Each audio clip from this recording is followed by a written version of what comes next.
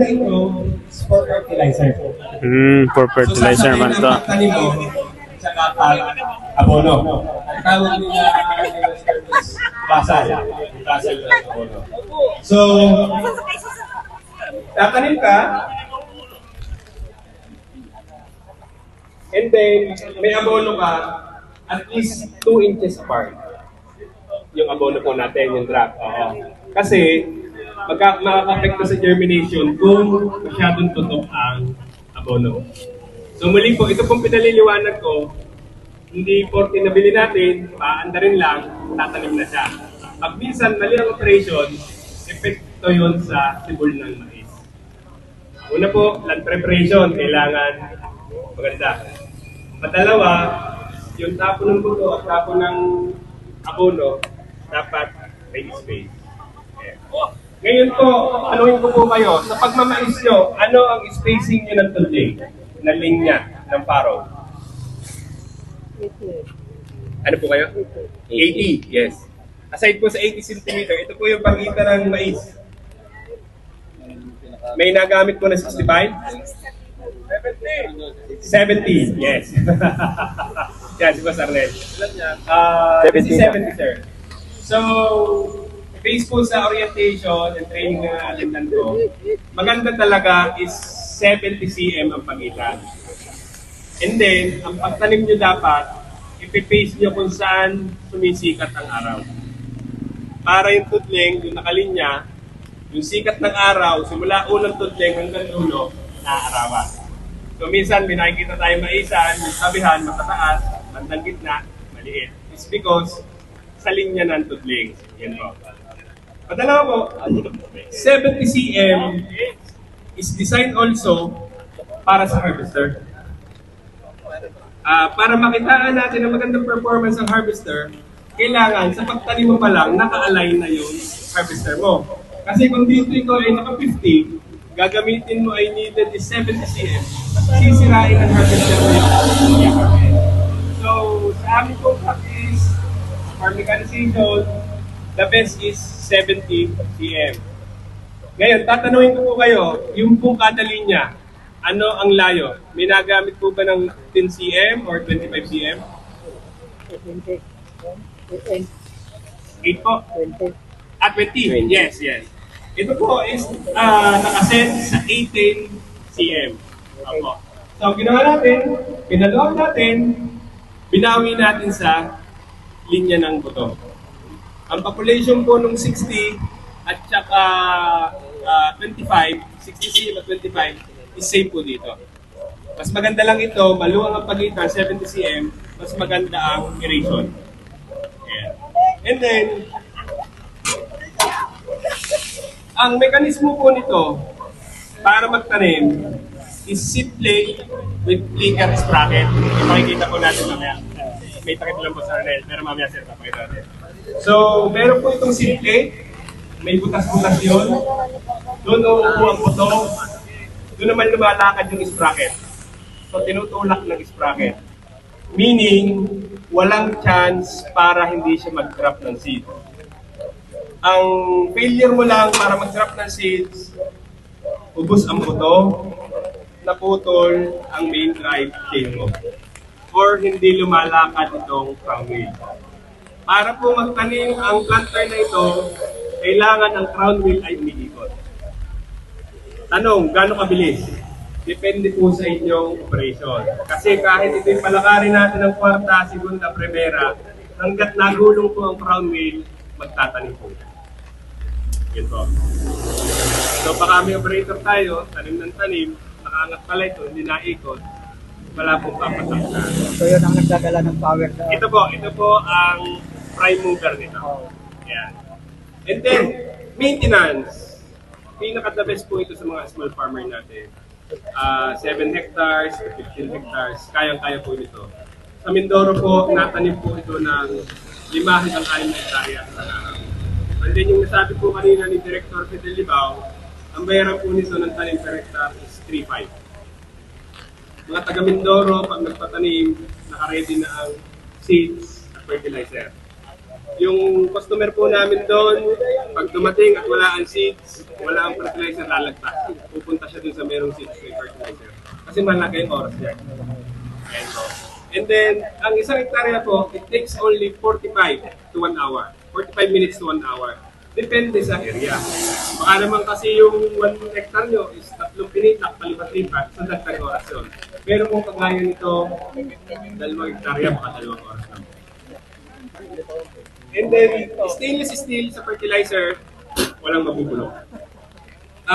Kung mabili nyo na, maintenance, I think, pinag-aaralan nyo na kung ano masisira. Very user-friendly, kaya mag-repair. Pin lang po ang gamit, kadena ng motor, pwede. Ang bibilhin nyo lang po sa amin dyan, kung sakaling sadyang nasira na, is yung sprocket.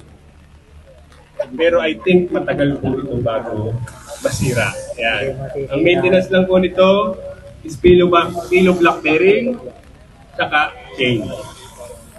So the best po ito sa small scale farmer. Yan. Yung ginagawa ng 90 horsepower at pneumatic planter, safe po yan. Yung depth, pwede natin palalimin ng 1.5 inches up to 3 inches. Depende po sa soil condition. And then, ito po ay hindi maselan sa bato-bato. Makikita niyo po mamaya, pag umandar ito, meron itong tension spring, kung may mabangga siyang bato dyan, umuusang nagka-glide yan. Umaangat yan. Huwag lang po sobrang laki ng bato, talagang diba po ito. Ganun din po itong pantabon niya. Ganun din po itong compactor niya. So kung ang area po natin is rolling, ibig sabihin medyo bundok, hili, may bato-bato, pwede pa rin po ito. Makikita niyo sir mamaya, pag pinalakad natin, itong mismong soil opener niya, gumaglay po yan. Baka ma-compare niyo po kami sa ibang planter na mura-mura, puto-puto. Ito po talaga ang heavy duty. Yan. Walang plastic, stainless, and iron steel. Tanong po, may tanong. Ay, yeah. Paano po nang kasigurado na siya naglaglag po talaga ng buto yan? Paano sisigurado ho? Pag natakloban, hindi natin alam. Aha. Pwede tayong maghukay mamaya Yes. kung talagang naandun po yung buto. Yan. Or, may iangat mo.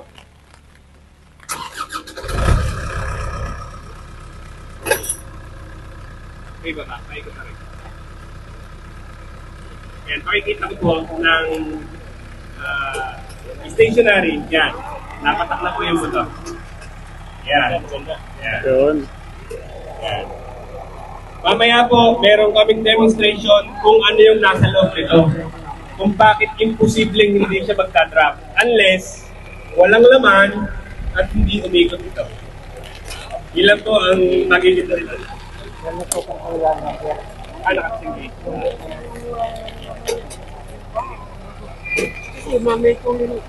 So, nagka-drop yung ating fertilizer.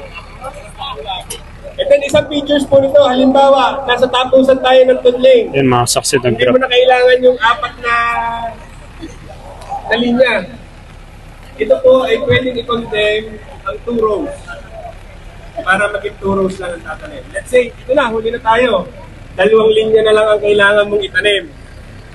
4 rows ito. So meron po siyang connector dito to disengage. 2 row na lang ang may tatanim nito.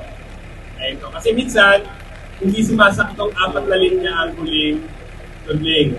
So ito, pwede i-disregard yung 2. Kaya kagaya po nito ngayon, naka-disconnect po ito.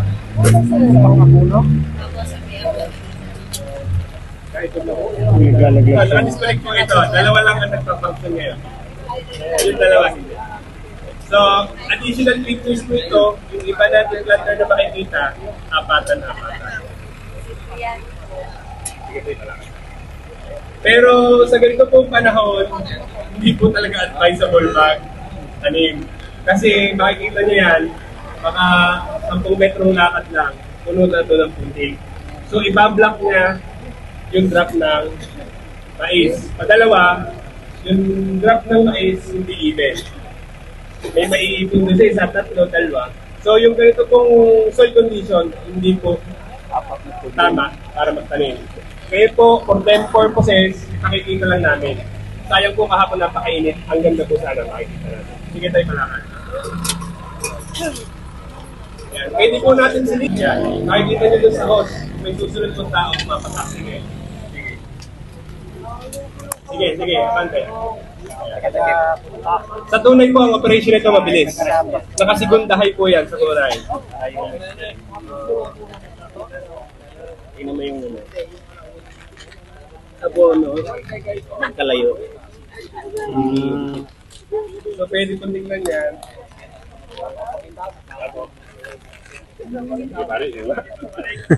Ayun na. Ay, sige ba? Actual speed. Sir, ito ano ha? Dalawang row lang ang na-plan. Kasi pinakikita lang namin na pwedeng i-disregard yung dalawa. Pero kung maluang umpisa mo, 4 rows ka talaga. 4 rows. And then yung ganito pong basa-basa akin, hindi tayo tatalim nito. Kakapit po talaga dun sa head open natin. Puputikan siya. For demo purposes po ito. At least kita nyo kung gaano siya ka-durable, gaano ka-efficient.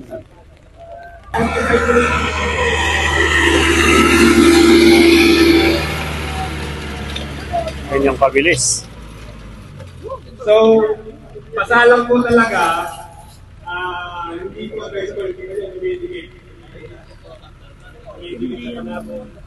Dumidikit sa pero yan,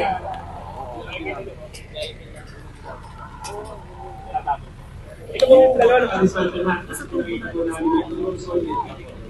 May connector po yan dito sa window.